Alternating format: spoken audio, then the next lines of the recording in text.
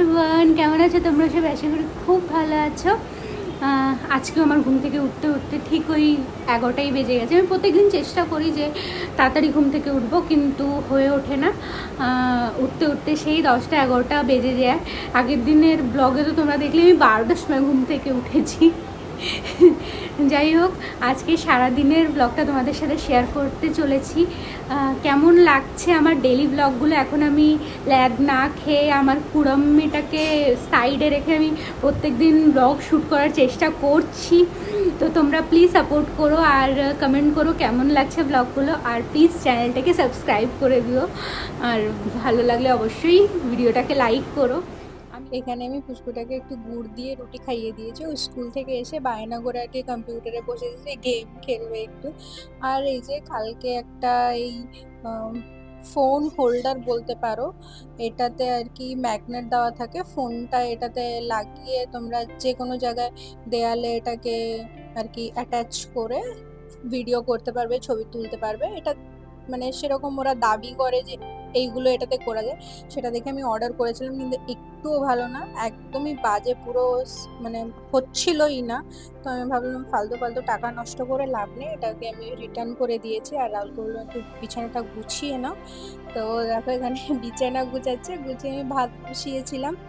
তো ওকে বললাম একটু ভাতটাও দিয়ে দাও। আমি এরকম টুকটাকও বাড়ি থাকলে ওকে দিয়ে কাজ করিয়ে নি। তারপরে আমরা সবাই মিলে ব্রেকফাস্ট করতে বসেছি, রুটি তরকারি। আর আমি একটু মা বাবার জন্য এখানে চা করে নিচ্ছি।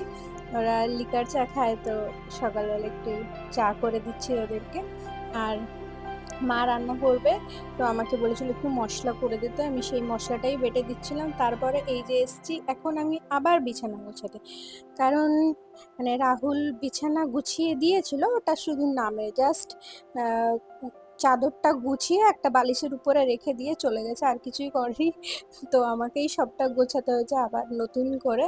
আর এই দেখো সবে বিছানাটা গুছিয়েছি, মানে 10 মিনিটও হয়নি, কি অবস্থা দেখো। ওই ঘর থেকে বালিশ টালিশ এনে পুরো বিছানায় রেখে কি করছিল। যাই হোক, তারপরে কিছু জামা কাপড় আমি কালকে আর কি ধুয়েছিলাম, মগজ ছিল, সেগুলো ধুয়ে নিলাম। তারপরে স্নান করে এসছি এখন। রাহুল ওইদিকে আর কি কম্পিউটারে কাজ করতেই বসছিল, ও নেটফ্লিক্স নিয়ে বসে পড়েছে, কাজ নিয়ে বসবে বলে। তারপরে স্কিন কেয়ার করে খেতে বসে পড়েছি। মাছকে সর্ষে বাটা দিয়ে মাছ রান্না করেছে। তারপরে খাওয়া দাওয়া কমপ্লিট করে এই যে দুজনে বসে একটু সিনেমা দেখবো বলে আর কি রাহুলকে বললাম যে একটু নেটফ্লিক্সটা চালাও। তারপরে সন্ধ্যাবেলা রাহুল বললো যে খিদে খিদে পাচ্ছে, একটু কিছু করবে। তো ম্যাগি ছিল, ওই চিজি ম্যাগি একটা নতুন বেরিয়েছে না, খুব ঝাল, ওইটা আর কি আগের দিন এনেছিলাম।